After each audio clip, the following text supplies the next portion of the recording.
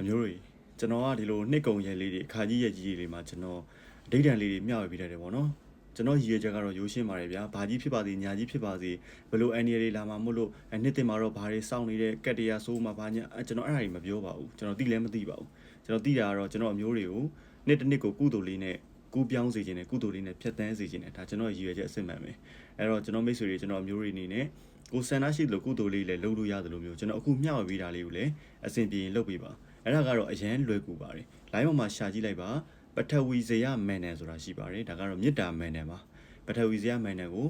တက်နိုင်တဲ့လောက်ပေါ့နော်ဒီနေ့ည7:00နာရီဝန်းကျင်လောက်တော်ဒီမို့လို့ရှိရင်လည်းဒီနေ့အခုကျွန်တော်ဗီဒီယိုလေးကိုစမြင်တဲ့အချိန်နော်ဘယ်နေ့ဘယ်ရက်ဖြစ်ဖြစ်ကျွန်တော်ဗီဒီယိုလေးကိုစမြင်တဲ့အချိန်မှာနေ့တစ်နေ့ရဲ့အစမှာပဲဖြစ်ဖြစ်နေ့တစ်နေ့မကူးခင်မှာပဲဖြစ်ဖြစ်စက်ကူးမကူးမှာပဲဖြစ်ဖြစ်ပထဝီဇယမန်နန်ကို10 ချိန်10ခေါက်အဓိဋ္ဌာန်တင်ပြီးတော့တည်တည်ချာချာလေးမြတ်စွာဘုရားရှင်ကိုရမေကြီးရဲ့ရှေ့တော်မှာယူသေးစွာနဲ့ရုပ်ဖက်တဲ့ဆဲပူဇော်ကြည့်ပါခင်ဗျာထူးထူးခြားထူးခြားမှုလေးတွေကြုံရပါလိမ့်မယ်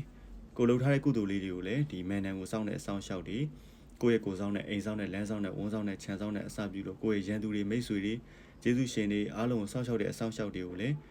အမြတ်ကုသိုလ်ပေးပါအထူးသဖြင့်ကိုယ့်ရဲ့ပဋ္ဌာန်းဆက်တွေအမိရွတ်ဖာရွတ်ရတွေကိုမမေ့ပါနဲ့လောကဗလာဆောင်တဲ့တွေကိုမမေ့ပါနဲ့ခင်ဗျာအားလုံးပဲနေ့တင်မှာစိတ်တည်လူတည်နဲ့ဘဝမှာအခက်ခဲအပေါင်းကိုလည်းကြော်လွှားနိုင်ကြပါစေဘုရားကုံတရားကုံတန်ခါကုံတွေနဲ့ကျွန်တော်မိတ်ဆွေတွေလူတိုင်းတာပြီးတော့ရနိုင်ပါသည်ကောင်းသောလူဝင်ဆန္ဒဥဒ္ဓမှာလည်းဓမ္မုတ်ချင်းပြည့်စုံကြပါစေလို့ကျွန်တော်ဆုတောင်းမေတ္တာပို့သပေးလိုက်ပါတယ်ကျွန်တော်တို့နှစ်သက်မှာပြန်ပြီးတော့စောင့်ကြပါမယ်ခင်ဗျာနော်